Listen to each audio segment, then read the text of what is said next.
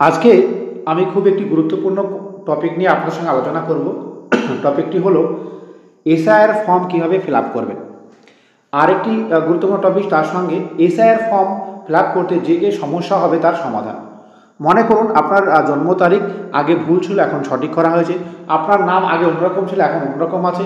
আপনাদের সম্পর্ক পাল্টে গেছে বা স্বামী স্ত্রী পরিবর্তন হয়েছে, ডিভোর্স হয়েছে। এই ধরনের বিভিন্ন সমস্যা কীভাবে সমাধান করব তার ছোট্টখাটো বিষয় নিয়ে আজকে আলোচনা করব। প্রথমে বলি, আপনি দেখবেন আপনি প্রত্যেকটা জায়গায় এইরকম ফর্মই কিন্তু আপনাকে দেওয়া হয়েছে।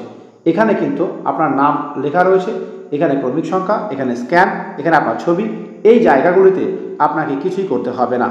এবং একেবারে উপরে আপনার বিএলও নাম্বার, সঙ্গে কিন্তু এখানে ফোন নাম্বারটি দেওয়া রয়েছে।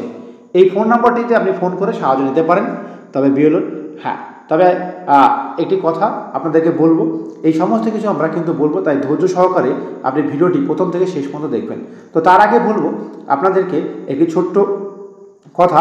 আপনাদের যারা ভাই বোনেরা বা ছেলেরা চাকরি করতে চায়, কী কী চাকরি, police, army, CRPF, CISF, ITBP, Assam rifle, এই ধরনের ডিফেন্স লাইনে চাকরি করতে চায়, তারা আমাদেরকে এই নম্বরে যোগাযোগ করতে পারে। নদিয়া জেলার একটি বিখ্যাত আবাসিক coaching centre IK study force একাডেমিতে আপনাকে স্বাগতম। এখানে থাকা, খাওয়া, পড়াশোনার সুব্যবস্থা রয়েছে, ছেলে এবং মেয়ে উভয় রয়েছে। কেন আপনি এই একাডেমিতে আসবেন? এই একাডেমিটি তার নিজস্ব জমি জায়গা, বিল্ডিং সহ একই ছাদের তলায় সব কিছু রয়েছে, সুযোগ সুবিধা রয়েছে। যেমন রয়েছে ডিজিটাল স্মার্ট ক্লাস, অত্যাধুনিক থাকার জায়গা, একটি রুমে একজন অর্থাৎ সিঙ্গেল বেডরুমের সুব্যবস্থাপনা রয়েছে, এক্স আর্মিম্যানরা মাঠের ব্যবস্থা রয়েছে। সব কিছু কিন্তু একই ছাদের তলায়, একই ক্যাম্পাসের ভেতরে, যা নদিয়া জেলায় বা অন্যান্য জেলায় খুব কম জায়গায় গড়ে উঠেছে। এত কিছু সুযোগ সুবিধা আপনাকে একেবারে ফ্রিতে প্রদান করা হবে। কেমন কি ফ্রিতে? প্রথমত বলি, আমাদের এখানে বর্তমানে এই এসআইআর জন্য স্পেশাল অফার চলছে, যে 14,500 টাকা দিয়ে ভর্তি হতে হবে। এরপরে 100% ফ্রি, থাকা, খাওয়া, পড়াশোনা 100% ফ্রি। ফাইনালে চাকরি পেলে একটু টাকা লাগবে, একটা ডোনেশন লাগবে। কী পরিমাণ ডোনেশন লাগবে, কী কন্ডিশনে থাকা যাবে এবং ভর্তির আরও অনেকগুলি কন্ডিশন এখানে রয়েছে, সেই শর্তগুলি আপনি কিন্তু জানতে পারবেন। আমাদের উপরে দেওয়া ফোন নম্বরে আপনি যোগাযোগ করতে পারেন। আপনি দেখতে পাচ্ছেন আমাদের মাঠের ভিডিও, খাবারের ভিডিও, থাকার জায়গা, রানিং ক্লাসেস, হোস্টেলে বিভিন্ন রকম রুম, ক্লাসরুম এবং পড়াশোনা অফিস রুম, সমস্ত কিছু ছবি এখানে ডিসপ্লে করা হয়েছে, আপনি দেখতে পারেন।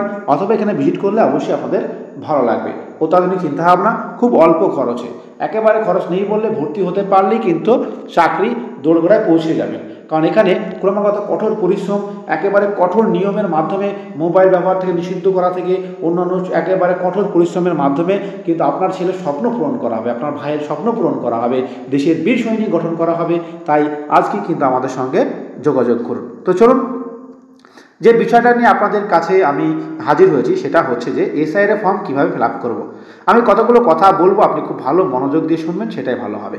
প্রথমত বলি, এই জায়গাগুলো 1, 2, 3, 4, এই জায়গাগুলোতে আপনার কিছু লিখতে হবে না। এই জায়গাগুলো অফিসিয়ালভাবে আগে থেকে লেখা আছে, সুতরাং এখানে লিখতে হবে না।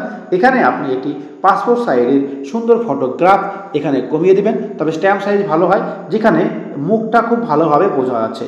অর্থাৎ বেশিরভাগ ফটোতে বেশিরভাগ অংশটায় মুখের ছবি থাকবে, সেই রকম একটা ছবি তুলবেন। তবে যারা ছবি তুলছেন তারা এক্সপার্ট আছে, তাদের কাছে যাবেন এবং তুলে নেবেন, কোনো সমস্যা আপনার হবে না আশা করছি। এবার আসুন, কথা হলো যে স্যার জন্ম তারিখ কী লিখব।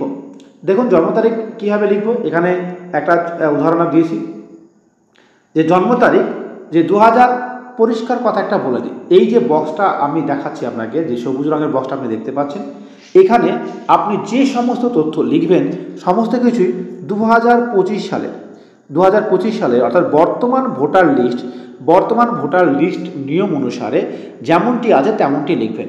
মনে করুন বর্তমানে আপনার ডেট অফ বার্থ এখন চেঞ্জ হয়েছে, আগে সেটা 2002 সালে অন্যরকম ছিল, তাহলে আপনি 2025 সালে যেটা আছে সেটাই লিখবেন, অর্থাৎ পরিবর্তিত চেঞ্জ লিখবেন। নামের ক্ষেত্রে ঠিক একই রকমভাবে। আচ্ছা, এরপরে আছে আধার কার্ড নম্বর, আমাদের সবার আধার কার্ড নম্বর আছে, এখানে সুন্দর করে লিখে দিবেন।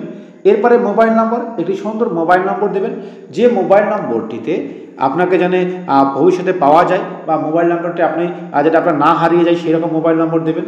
আচ্ছা, পিতা বা অভিভাবকের নাম, এখানে কি স্বামী, স্ত্রী, অভিভাবকের নাম দেওয়া যেতে পারে, তবে এখানে চেষ্টা করুন আপনার পিতার নাম দেওয়ার। একদম ঠিক শুনেছেন, এখানে পিতার নামই দিতে হবে। আমি বলবো পিতার নামই আপনি এখানে রাখুন, সেইটা সম্পর্কে আপনার ভালো হবে।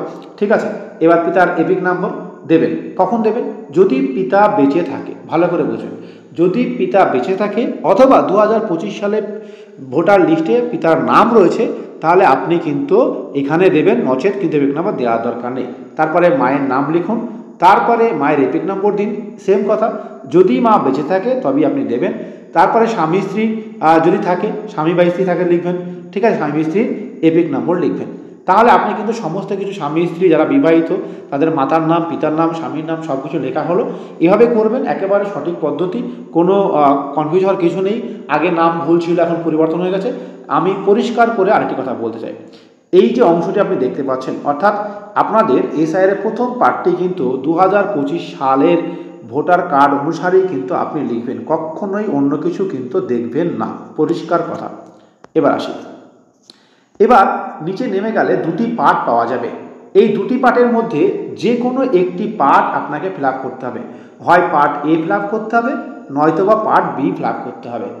যাদের যাদের 2002 সালে ভোটার লিস্টে নাম রয়েছে তারা পার্ট এ ফিল আপ করবে। যাদের 2002 সালে ভোটার লিস্টের নাম নেই তারা পার্ট বি ফিল আপ করবে। একদম পরিষ্কার কথা, একদম বাংলা ভাষায় বললাম। আর একবার বলছি, যাদের 2002 সালে ভোটার লিস্টের নাম রয়েছে তারা পার্ট এ ফিল আপ করবে, যাদের নাম নেই তারা পার্ট বি ফিল আপ করবে। তো চলো, পার্ট এর ক্ষেত্রে কীভাবে ফিল আপ করবে সেটি আমি দেখাবো। দেখানোর আগে আবার একবার বলি, তোমরা বা আপনারা যারা আপনাদের ভাই বোন ছেলেদেরকে চাইছেন এই ধরনের বেস্ট একাডেমিতে, যেখানে পুলিশ, আর্মি, সিআরপিএফ, বিএসএফে চাকরি করানো হয়, সেক্ষেত্রে দিতে চান, তাহলে আমাদের এই নম্বরে যোগাযোগ করতে পারেন।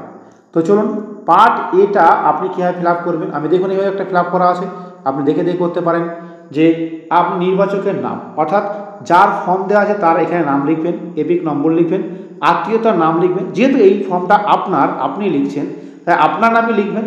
সম্পর্ককৃতের নিজ লিখবেন, জেলা লিখবেন, রাজ্যের নাম লিখবেন, বিধানসভা লিখবেন, বিধানসভা অংশের নাম লিখবেন। অর্থাৎ এখানে কিন্তু নিজ কথাটা লিখতে হবে। আবার বলছি, নিজ কথাটা কিন্তু এখানে লিখতে হবে। ধরুন, আমি উদাহরণস্বরূপ যদি বলি, দেখুন এই ইনার নাম হচ্ছে হানিফ খান, আমি এখানে লিখলাম। এবার মনে করছি যে এই হানিফ খানের নাম যে 2002 সালের যে ভোটার লিস্ট সেখানে রয়েছে, তাহলে কিন্তু আমি এইখানে এই যে সম্পর্কের জায়গায় নিজ লিখতে হবে, অর্থাৎ সবই নিজের জিনিসই ফিল আপ করতে হবে, অন্য কারোর নয়। পরিষ্কার কথা, আশা করেও বুঝে গেছে। এবার কথা হচ্ছে যে স্যার আমার 2002 সালের নাম তো ভুল আছে, বা মিডিল নেম তো আলাদা আছে, বা সম্পর্ক তো ভুল রয়েছে, তাহলে আমি কি করব? পরিষ্কার কথা, 2002 সালে যেমন রয়েছে তেমনই আপনি লিখবেন। ভুল থাকলে ভুল লিখবেন, ঠিক থাকলে ঠিক লিখবেন। অর্থাৎ এই জায়গাটা 2002 সালের নিয়ম অনুসারেই কিন্তু আপনি লিখবেন। আসুন, এবার কথা হলো যে আপনার নাম 2002 সালের ওখানে নেই, তাহলে আপনি কি করবেন? তাহলে আপনাকে এই পার্ট বিটা ফিল আপ করতে হবে। এবার এটা ভালো করে বুঝুন। এবার আপনাকে কি করতে হবে, যে আপনার আত্মীয় স্বজনের সঙ্গে এটা লিঙ্ক করতে হবে। অর্থাৎ আপনি যে ভ্যালিড ভোটার, অর্থাৎ আপনার যে ভোটার লিস্টের নাম উঠবে বা আপনি যে ভোটার লিস্টের নাম ওঠানোর যোগ্য, তার প্রমাণ হচ্ছে এই জায়গাটা প্রমাণ করতে হবে। কীভাবে প্রমাণ করবেন?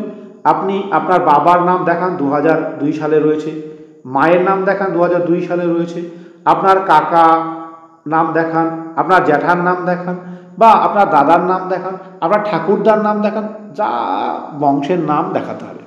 এবার এখানে মনে করেন আপনার বাবার নাম লিখুন, এখানে বাবার নাম লিখুন, বাবার এপিক নম্বর, যদি বাবা বেঁচে থাকে তাহলে বাবার এপিক নম্বর দেবেন, আত্মীয়ের নাম দেবেন, ঠিক আছে, আচ্ছা, সম্পর্ক দেবেন, জেলা দেবেন, রাজ্যের নাম দেবেন, বিধানসভার ক্ষেত্রে নাম দেবেন, এখানে দেবেন। তাহলে আপনি নিশ্চয় বুঝে গেছেন যে এখানে কিন্তু কি জিনিসটা লিখতে হবে। এখানে নির্বাচকের এখানে এখানে নামটি নিজের দেবেন এবং আত্মীয় নামটি এখানে দেবেন, যাই হোক, এবং সম্পর্কটা এখানে লিখবেন। তো এইভাবে কিন্তু আপনি ফর্ম ফিল আপ করবেন, আপনার কোনো সমস্যা আশা করি হবে না। আশা করব আমার এই কথাগুলো আপনি খুব ভালোভাবে বুঝতে পেরেছেন। যদি কোনো অসুবিধা থাকে আপনি এই নম্বরে ফোন করে কিন্তু আপনি জানতে পারেন, আপনি আপনাকে যতটা পারি সাহায্য করব। এবং এইগুলো স্ক্রিনশট নিয়ে আপনি দেখুন, সুন্দর করে লেখা আছে। এবার কথা হলো, স্যার ফর্মটি বাংলায় ফিল আপ করবো না ইংরেজিতে ফিল আপ করবো? দেখুন, আপনি এভাবেই ফিল আপ করুন, অর্থাৎ বাংলায় লিখে ইংরেজি ব্যাকেটে লিখে দিন, যাতে নাম ভুল না হয়। ছবিটা অবশ্যই রিসেন্ট পাসপোর্ট সাইজ দেবেন, যাতে ওই ছবি দেখে হয়। আপনার ঘাবড়ানোর কিচ্ছু নেই। 2025 সালে যে নামটি আপনার ভোটার লিস্টে যেভাবে নাম রয়েছে সেভাবেই কিন্তু নতুন লিস্টের নাম আসতে চলেছে। সুতরাং আপনার ঘাবড়ানোর কিচ্ছু নেই। বিভ্রান্ত হবেন না। শুধুমাত্র একটি ফর্ম, সুন্দরভাবে তথ্য দেবেন। সঠিক তথ্য দিলে আপনার ঘাবড়ানোর কিছু নেই। অযথা Xerox, PAN card, voter card, Aadhaar card, কোনো ডকুমেন্টস জেরক্স এখানে সাবমিট করবেন না, কারণ কোনো ডকুমেন্টের জেরক্স দরকার হবে না। শুধুমাত্র ছবি এবং যে ইনফরমেশনগুলো দরকার সেগুলি আপনি অনলাইনে পেয়ে যাবেন, অথবা আপনি যারা মেম্বার আছে বা বিএলও আছে তার কাছে গেলেও কিন্তু আপনি এই সমস্ত তথ্যগুলো পেয়ে যাবেন। যাই হোক, ভিডিওটি আপনি সবার মাঝে শেয়ার করে দিন, সবার বুঝতে যেন সুবিধা হয়, তাহলে খুব ভালো লাগবে। আজকের ভিডিও এই পর্যন্তই। পরবর্তী ভিডিওতে আবার দেখা হচ্ছে। আর আমাদের একাডেমিতে আসতে আমাদের সঙ্গে যোগাযোগ করুন। জয় হিন্দ দোস্ত।